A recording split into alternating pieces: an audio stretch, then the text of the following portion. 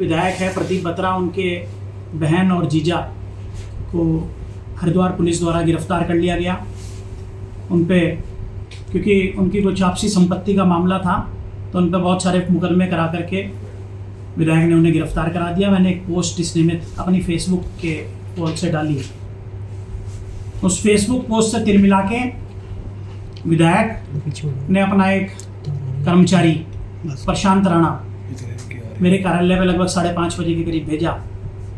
उसने आकर के मुझे धमकाने की कोशिश करी, मेरे समर्थक भी यहीं थे, दबाव बनाने की कोशिश करी कि मेरे फेसबुक वॉल पे जो पोस्ट पड़ी है उसे तत्काल डिलीट कर दिया जाए। ये मैंने साफ मना कर दिया तो उन्होंने स्पीकर पे फ़ोन लेकर के फ़ोन मिलाया प्रदीप बत्रा को और मिला करके मेरे सामने रख दिया। मैंने स्पष्ट मना कर दिया कि मैं बात नहीं करूँगा प्रदीप बत्रा से। कितना बजे की बात है? ये 5:30 पौने 6 की बात है। और जब बिल्कुल स्पष्ट रूप से मैंने उन्हें मना कर दिया, फिर भी क्योंकि स्पीकर पे फ़ोन था तो प्रदीप बत्रा ने वहाँ से मुझे डराने की, आतंकित करने की पूरी कोशिश करी। कहा कि तुम्हारे पे भी फर्जी मुकदमे लगा करके जेल भेज दूंगा, तुम्हें जान माल का नुकसान पहुँचाऊँगा और बहुत सारी ऐसी बात करी जो मैं मीडिया पे भी नहीं बता सकता, डराने की, धमकाने की। 1.5 वर्ष पूर्व भी विधायक द्वारा एक श्रद्धांजलि सभा में हरमिलाप धर्मशाला में मुझे डराने की कोशिश की गई थी।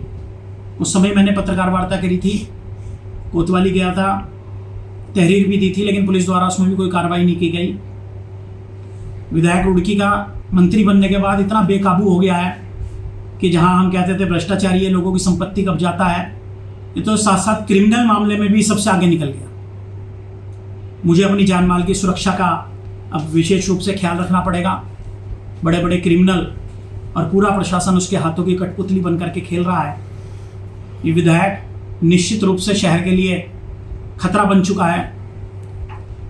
देखिए, अपनी बहन को जिसने नहीं छोड़ा, सम्मानित पंजाबी समाज को जिसने, चाहे लगुना वाले होटल वाले हों, चाहे और बहुत सारे ऐसे प्रकरण वाले हों, कोई ऐसा डिस्प्यूटेड प्रॉपर्टी नहीं है जिसमें वो प्रत्यक्ष या प्रत्यक्ष रूप से शामिल ना हो। जो अपने परिवार को और अपने पंजाबी समाज तक को नहीं छोड़ रहा है, इतना सम्मानित समाज हमारा पंजाबी समाज रुड़की में है। निश्चित रूप से ऐसा व्यक्ति रुड़की में विधायक बने रहने का अधिकार नहीं है। मैं चुनाव लड़ूं ना लड़ूं, मेरे लिए चुनाव कोई महत्वपूर्ण नहीं है, लेकिन इतने गंदे विचारों वाला और इतना भ्रष्ट के साथ साथ मैं तो क्रिमिनल भी कहूँगा, ऐसे विचारों वाला व्यक्ति रुड़की की गद्दी पर जब तक बैठा है, प्रदेश सरकार से, माननीय मुख्यमंत्री जी से भी आग्रह करूँगा कि इस व्यक्ति को तुरंत बर्खास्त करो। शासन प्रशासन इसकी कठपुतली की तरह मत खेले।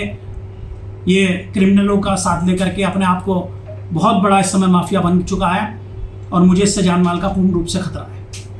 तो पुलिस को तहरीर वगैरह दिया आपने क्या? मैं निश्चित रूप से कल को मिल करके जरूर दूंगा उच्च अधिकारियों को, लेकिन मुझे अपनी जान की सुरक्षा चाहिए और इस क्रिमिनल व्यक्ति से कहीं ना कहीं मुझे पूरा अपनी जान का खतरा है। तो क्या कोई विशेष विषय नहीं है, राजनीति मेरे लिए कोई विशेष विषय नहीं है, लेकिन मुझे और मेरे परिवार को सुरक्षा की दृष्टि से मैं विशेष रूप से सतर्क भी रहूँगा और ऐसे क्रिमिनल व्यक्ति से तो मैं कहता हूँ रुड़की नगर की जनता जो भी उलझता है, कहीं ना कहीं किसी न किसी को फंसाने का काम ये जरूर करता है। तो क्या मंत्री अपने साथ गैंगस्टर लेकर घूम रहे हैं?